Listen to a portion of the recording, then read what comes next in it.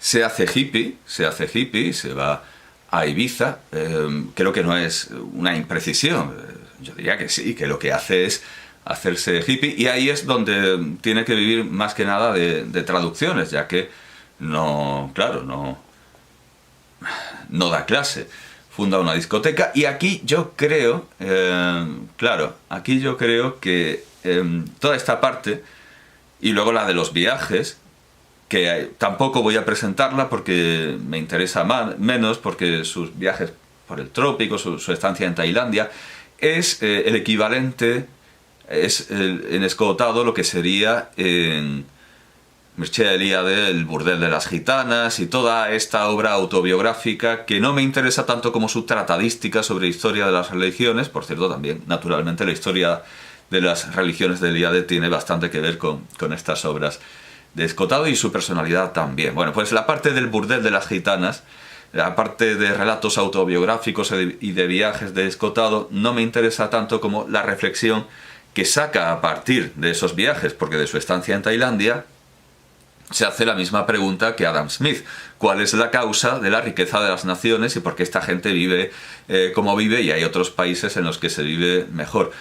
Hay un avance que se hizo viral en una respuesta, cuando estaba todavía pensando la respuesta, antes de dar la extensa respuesta en Los enemigos del comercio, hablando con Sánchez Dragó, llegaba a la conclusión de que la riqueza no son las materias primas, ¿no? Riqueza es la educación, ante todo, que uno esté en un autobús y no lo empujen, eso es riqueza. Y desde luego yo se lo digo a mis alumnos, que el silencio es una riqueza. Es una riqueza enorme. El silencio, el vivir en una casa en la que la gente no grite, en una clase, por supuesto, en una clase en la que la gente no grite, pero vivir en una casa en la que los padres no hablen con los hijos a gritos desde la otra punta de la casa, eso es riqueza. Eso es riqueza, la educación es riqueza. Pero bueno, da una respuesta muchísimo más extensa y en la línea de Adam Smith, preguntándose por la riqueza de las naciones en este libro. Bueno, sí, considerémoslo un libro, y podría, desde luego, perfectamente salir en papel Biblia en un solo volumen. Sería lo deseable. Y sería deseable también que estuviera ilustrado, como la historia general de las drogas. Bueno, pues Escotado busca la libertad, busca no estar constreñido, busca no ser esclavo, no ser prisionero. No entremos en debate sobre lo que es la libertad. Claro, nos podemos poner estupendos con Séneca, el esclavo que sigue siendo libre. Bueno, el ejemplo que pone Séneca, por cierto, es un esclavo que es libre porque decide su suicidio y se mete una escobilla de estas que se usaban para limpiarse, porque los romanos se limpiaban con una esponja atada a un palo. Bueno, pues pone como ejemplo un esclavo que no quiere ser gladiador, se ausenta un momento, se va al cuarto de baño, se va a las letrinas y se suicida metiéndose la esponja atada a un palo por la boca hasta que se sofoca y hasta que, yo qué sé, le revientan las entrañas y se muere. Bueno, pues, entonces dice, era libre. Era esclavo, pero era libre. No nos pongamos estupendos. Todo el mundo puede ver perfectamente por qué la España de Franco es menos libre que el Brasil de aquella época, y por qué la España de Franco es más libre que la Corea del Norte de hoy. Más allá de cómo entendamos la libertad, si de un sentido positivo o negativo, la libertad de hacer lo que uno debe, la libertad de hacer lo que a uno le dé la gana, pero luego resulta que uno no puede hacer lo que le dé la gana porque su voluntad está condicionada. Bueno, sabemos perfectamente por qué la España de Franco es más libre que Corea del Norte. Creo que hasta ahí llegamos. Bueno, pues en esa búsqueda de ser cada vez más libre, aunque sea de un modo cuantitativo, buscando ser más libre que antes, Antonio Escotado, naturalmente, al ver que una manera que encuentra de liberarse, pero claro, para otros es una esclavitud porque crean adicción, al considerar como una manera de liberarse las drogas, al gustarle las drogas, y al gustarle pensar lo que él quiere y aprender cosas nuevas, se da cuenta de que el comunismo, por supuesto, no le vale. Si le gustan las drogas, no puede gustarle el comunismo. Si le gusta la libertad, no puede gustarle el comunismo. Pero bueno, ni el socialismo. Él, como digo, se ha ido a Ibiza, ha fundado una discoteca y lleva una vida que él refleja en libros como creo que es 50 semanas en el trópico, que ya digo que es como su burdel de las gitanas, pero de una manera desde luego un poco más burguesa. 60 semanas en el trópico, perdón. 60 semanas en el trópico. Viajes por el... Es un libro de 2003. Viajes por el planeta exterior y se corta aquí la... Entiendo que será algo así como por el interior, pero bueno, veamos, imágenes. 60 semanas, no veo la portada completa, pero vamos, que sí, que alude a la idea de viaje interior y exterior, supongo. 60 semanas en el trópico, que claro, en comparación con el IAD a lo mejor es hasta, ya lo digo, pequeño burgués. Bueno, quizá a este momento de irse a fundar discotecas, a llevar una vida de hippie, sin duda a esto es a lo que se refiere José Guillermo García Valdecasas, que era muy amigo suyo y que, por cierto, lo llamaba también por un nombre familiar, afectivo, cariñoso, que no era Escota, era otro nombre. No lo voy a decir desde luego para no tener más madivas ni gabos, pero su amigo José Guillermo García Valdecasas lo conocía por otro nombre. Y era muy amigo suyo y coincidente con él en muchísimos aspectos, empezando por la libertad intelectual, el derecho a corregirse. También coincidían, ya lo digo, es que solo alguien malvado o muy mal informado puede seguir queriendo el sistema que tenemos de prohibición y persecución de las drogas. También José Guillermo García Valdecasas estaba de acuerdo en la legalización, pero no en la promoción. Él decía que estaría bien que para drogarse hubiera que ir a un espacio espantoso con luces de neón, que no fuera atractivo, pero que fuera legal, porque desde luego el sistema, ya lo digo, es que el sistema actual, el que diga no, es que hay que prohibir, o es un malvado o no se ha enterado de cómo funciona esto. Y desde luego los argumentos que se daban contra Escotado por parte de estos hispanistas que ya querían tirar del hilo y derrumbar todo el edificio intelectual de Escotado eran entre ridículos y muy peligrosos. De hecho, hace poco he visto en Argentina cómo una política recogía sin saberlo un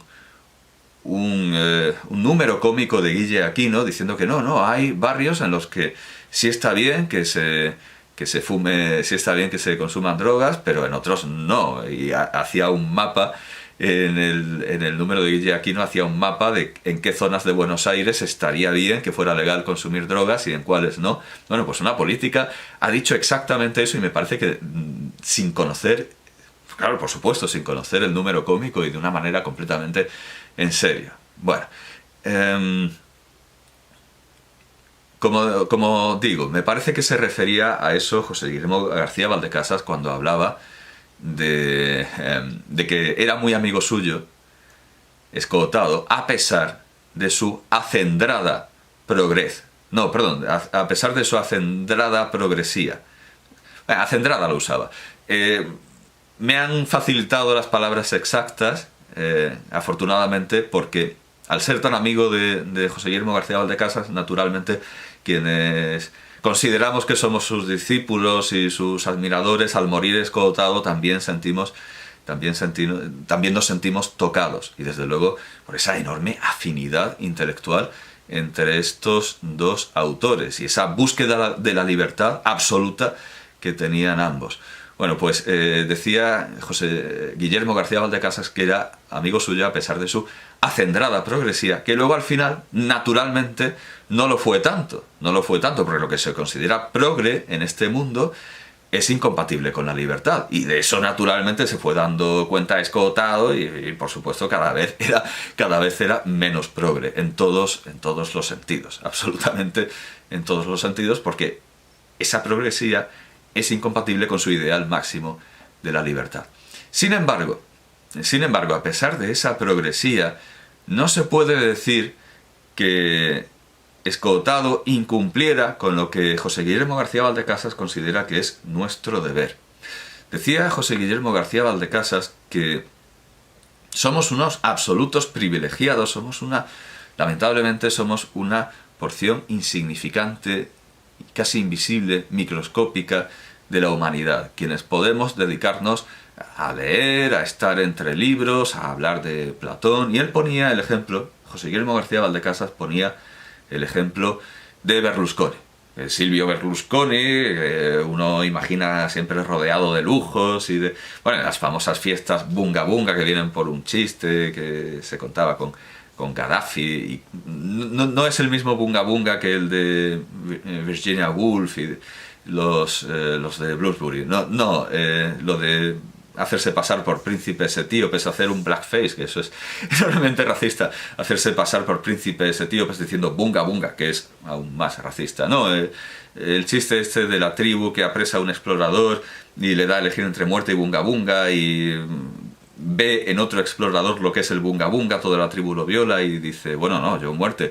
Y entonces dice la tribu, muerte. Pero antes, un poco de bunga bunga. Bueno, pues a pesar de estas famosas fiestas bunga bunga de Berlusconi, que en realidad al final eran también misiones políticas, eran cosas en el fondo aburridísimas y una esclavitud.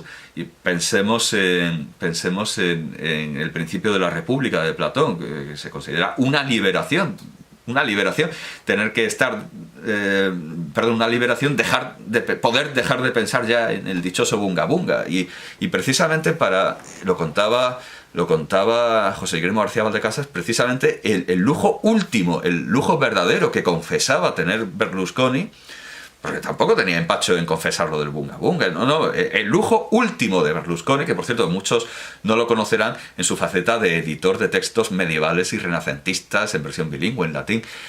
Con todo el dinero que sacaba de vender libros contra Berlusconi, hacía estas ediciones de clásicos humanistas, tanto medievales como renacentistas. Bueno, pues el lujo último de Berlusconi era retirarse los días que le dejara la política, el bunga bunga, los empresarios, retirarse y leer a Platón.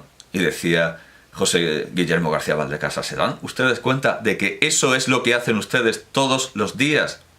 El máximo lujo para un potentado, para un poderoso como Berlusconi, ese máximo lujo es lo que hacen ustedes todos los días, es su cotidianeidad. Son unos privilegiados, pero ese privilegio, todos esos dones que les da la sociedad, que les permite vivir así, tienen que devolverlo. Ustedes no pueden vivir en su esfera estanca, no, ustedes tienen que devolver lo que la sociedad les ha dado. Tienen que hacer algo por ella, tienen que bajar de la montaña. Gustavo Bueno no bajaba de la montaña, es que bajaba a la caverna a hablar con los mineros. No se puede decir que Antonio Escoutado, con sus discotecas, sus viajes a Tailandia, sus drogas, haya renunciado a ese privilegio. Y de hecho yo creo que ha hecho más por descender de la montaña y explicar sus lecturas a todo el mundo que casi ningún otro intelectual, de los que se llaman intelectuales en España. Y lo ha hecho en dos grandes obras, Los enemigos del comercio y La historia general de las drogas. Dos visiones de historia universal, de historia general, con las que, desde luego, por supuesto, cumple con ese deber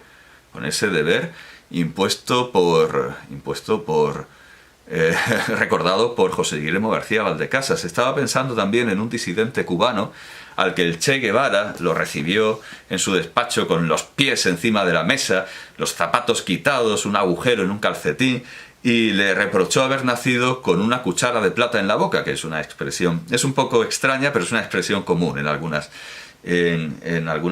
zonas donde se habla español, que le reprochó haber nacido con una cuchara en la boca. Antonio Escoutado nació con una cuchara en la boca, con una cuchara de plata en la boca, inequívocamente. Antonio Escoutado Espinosa nació con una cuchara de plata en la boca, pero como este disidente cubano le dijo al Che, sí, había nacido con una cuchara de plata en la boca, pero intentaba que todo el mundo llegara a tener una cuchara de plata en la boca también. Antonio Escotado era un privilegiado, pero era un privilegiado que, lo estamos viendo, hizo todo lo posible por hacerse merecedor de ese privilegio y devolverle a la sociedad lo que dio. No puede decirse que no lo hiciera. Ahora bien, hay algo que sí que lo desliga, sí que lo deslinda y desvincula un poco de su amigo José Guillermo García Valdecasas. José Guillermo García Valdecasas insistía en la diferencia entre la erudición y lo académico. Lo académico es citar al último que dice una cosa, la erudición es citar al primero. Y ciertamente Escotado, por la manera en la que trabaja, que es en la cárcel, por eso desde luego podríamos comparar su obra con los cuadernos de la cárcel de Gramsci. No es una obra que esté del todo hecha. Esto no está del todo cocinado. En el laboratorio no de metanfetamina, sino de filosofía de Antonio Escotado, las obras todavía no se han acabado de cocinar. Al igual que los cuadernos de la cárcel de Gramsci, a pesar de que son enormemente valiosos en su forma presente, tal como los tenemos ahora. Pero no están del todo cocinados. Hay algunos errores, por ejemplo, cuando habla del arte de amar de Erich Fromm, lo compara con otras artes de amar para decir que no es procaz en absoluto como otras artes de amar, y cita, por ejemplo, el jardín perfumado diciendo que está en árabe. Bueno, también lo hemos visto al hablar de Quinto Mucio Escévola, que se cree la opinión de Cicerón. Bueno, ahora yo dudo, el jardín perfumado está en persa. A ver si voy a meter la pata. El jardín perfumado, traducido naturalmente por Richard Barton, que yo sepa, bueno, es de Muhammad an-Nafdawi. A ver si me... Ah, no. Error mío, caramba, error mío. Sí, está en árabe, perdón, en absoluto. Se equivoca ahí, vaya, sí, está... bueno, error gravísimo. Y también consideraba que estoy enrojeciendo del... Vamos a ver. El jardín perfumado, escrito originalmente... Claro, es que tiene como protagonista a un... Bueno, en fin, perdón, sí. Me censuraría, pero bueno, creo que tengo el derecho, al igual que lo tuvo toda la vida Escotado, de corregirme. Su obra es que no estaba cocinada, pero él mismo lo reconocía e iba aprendiendo y modificando sus ideas a todas horas, así que podía publicar el libro y a la semana dar una entrevista y tener visiones nuevas. Y él se queja de Marx, con el que tiene desde luego en común ese manejar la prensa, pero claro, hay una explicación. ¿Por qué Escotado tiene que manejar fuentes peores que cualquiera? Porque empezó su obra en la cárcel. Y claro, en la cárcel es como Gramsci. Sin embargo, Marx usa los periódicos teniendo la biblioteca británica. Desde luego en Marx es menos disculpable. Antonio Escotado le reprocha a Marx que en su enorme libro que busca la verdad y una explicación parecida, desde luego, a la de Adam Smith, por qué hay naciones ricas, y en su búsqueda de la verdad, Marx tiene ya todo claro desde el principio del libro. Claro, lo que pasa es que el Capital está más cocinado y él se pone a escribir cuando ya ha encontrado su idea. Escotado, en cambio, desde la primera página hasta la última, ha podido cambiar de idea. No es algo que se pueda reprochar a Marx el tener su libro pensado desde el principio, porque Marx también se corrige. Precisamente lo dije a propósito de la posibilidad de que el libro valiera o no para Rusia. Al principio dice que no y luego cambia de opinión, primero en una carta, luego en un escrito. Tanto Marx como Escotado como Gramsci estaban buscando la verdad con los medios que tenía, y Marx ciertamente con muchísimos menos medios de los que tenía, porque si hay aquí algún fallo, es que se debe a las condiciones en las que empezó trabajando. Bueno, aquí no, desde luego, aquí ya tenía internet, sino me refiero a la historia general de las drogas, que empieza a escribirla en la cárcel. Todo esto era para quejarme de que muchas veces las citas de Escogotado resultan académicas y no eruditas, es decir, dice Hegel, 1986, hombre, lo ideal sería que citara la edición original, el párrafo, y muchas veces son citas académicas, no eruditas, que van a lo último, pero bueno, en uno de los errores que yo consideraba que venían de esta manera de instruirse e ilustrarse, he encontrado todo lo contrario y un motivo de alabanza y de seriedad erudita, no académica, en Escogotado. La he encontrado en el segundo volumen de Los enemigos del comercio. El primero ya lo comenté a propósito de Muzio Scévola. Bueno, en el segundo volumen de Los enemigos del comercio, por cierto, podría enseñar las portadas, la libertad guiando al pueblo. Aquí tenemos a Cristo como enemigo de la riqueza, y el último volumen es un diseño propio, basado, quiero decir, es un diseño es un diseño especial para esta edición, basada en Klimt, y aquí tenemos a los grandes enemigos del comercio, desde Khomeini a Hugo Chávez, el Che Guevara, el que recibía con los pies descalzos en la mesa, con agujeros en los calcetines, Lenin, Mao, Stalin. Bueno, pero quería alabar. No he venido aquí a enterrar a Escogotado, todo lo contrario, he venido aquí a alabar a Escogotado. Encuentro motivos para alabar a Escogotado en este volumen, en el que yo al principio, claro, y lo dice, que cambia opiniones y que tiene más datos con respecto al primer volumen, y que hay cosas de las que se ha enterado después, porque la manera de contar las cosas Escogotado es siempre esta: me he enterado de algo, he descubierto algo. Bueno, pues por aquí estaba hablando de... Sí, porque este volumen evidentemente es la edad contemporánea, es la edad moderna y contemporánea, pero antes de empezar dice que va a modificar algunas ideas, voy a desnudar el libro, que va a modificar algunas ideas de lo que ha dicho hasta ahora.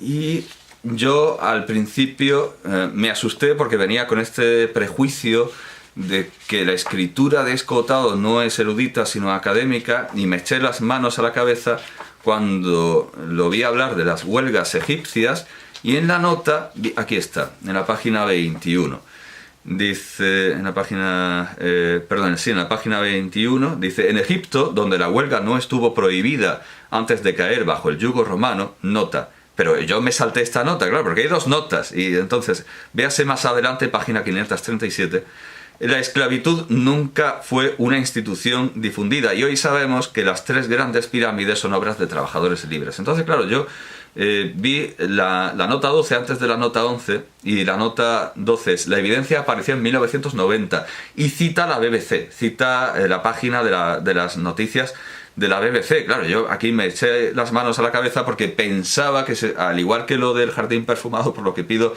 disculpas, claro, yo lo he leído en la versión de Barton y lo daba por persa. Perdón, de verdad. Bueno, pues perdón también a Escogotado y sus discípulos por haber visto esto de la apariencia, perdón, la evidencia apareció en 1990, y haberme echado las manos en la cabeza y pensar, pero hombre, 1990, si lo de la huelga egipcia es algo que se sabe desde el siglo XIX. Pero no, todo lo contrario, se está refiriendo a la evidencia de que los trabajadores egipcios no eran esclavos. Para la huelga en Egipto nos remite a la página 537, a la página 537. Bien, y dice: si retrocedemos realmente atrás, el primer hecho significativo en materia laboral parece haber ocurrido el 14 de noviembre de 1152 a.C. y cita para esto a Edgerton 1950, un artículo sobre las huelgas de tiempos de Ramsés III, un artículo de 1950. Bueno, para más, no sé si es un artículo, una separata, para más exactitud, más precisión, mayor acribia, Edgerton: the strikes in Ramsés III's 29th year. O sea, porque estas huelgas se produjeron en el año 29 del reinado de Ramsés III, y además pedían cosas tan extravagantes para nosotros como pintura de ojos, que claro, a nosotros que eran huelguistas, travestis, sindicalistas, drags, no, es que la pintura de ojos se la necesitaban para protegerse del sol y era un bien de primera necesidad entre los trabajadores.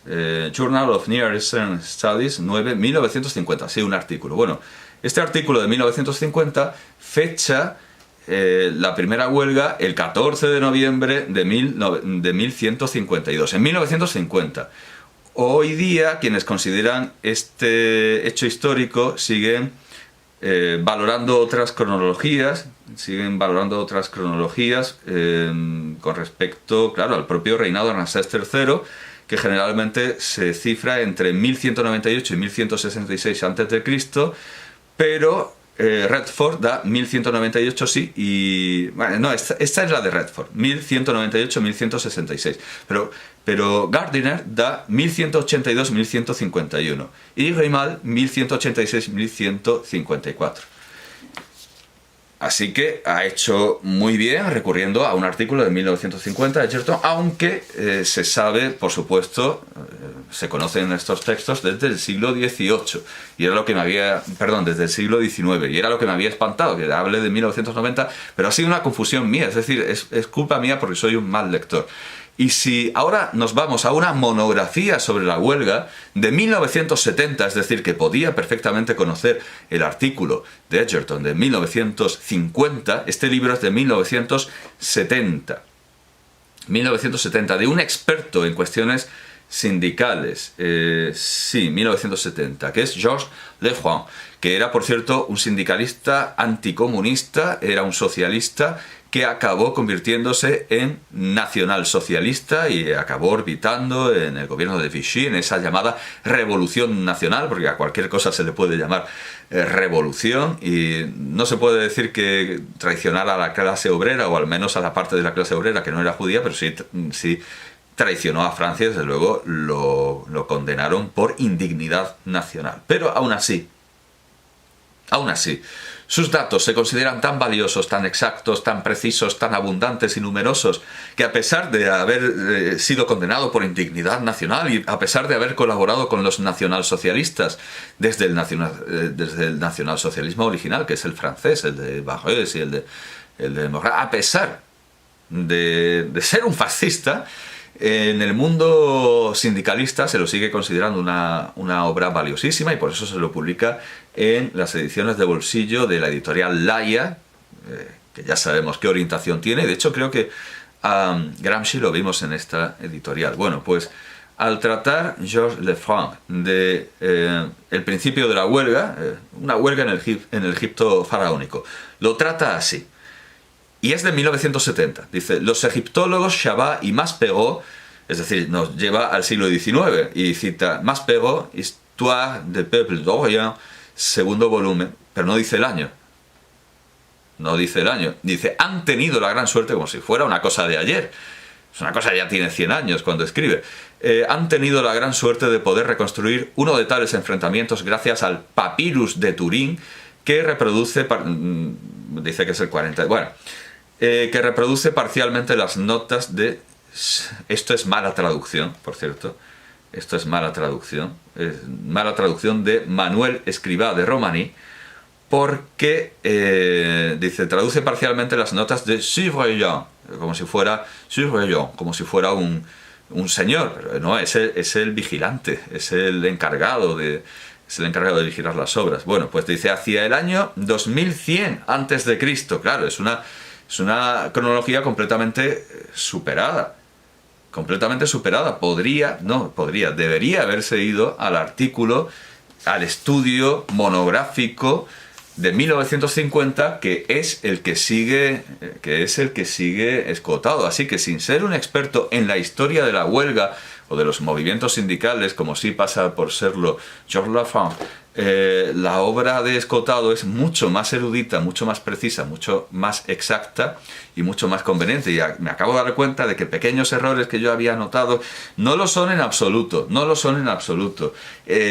único que puedo objetarle a los enemigos del comercio es que cite tanto los periódicos, al igual que hace Marx. En ese sentido, trabaja en gran medida como Marx, Pero hay que reconocer que, a diferencia de Marx, bueno, escotado no tiene el Museo Británico a mano, la biblioteca del Museo Británico. De acuerdo, que Marx tampoco tenía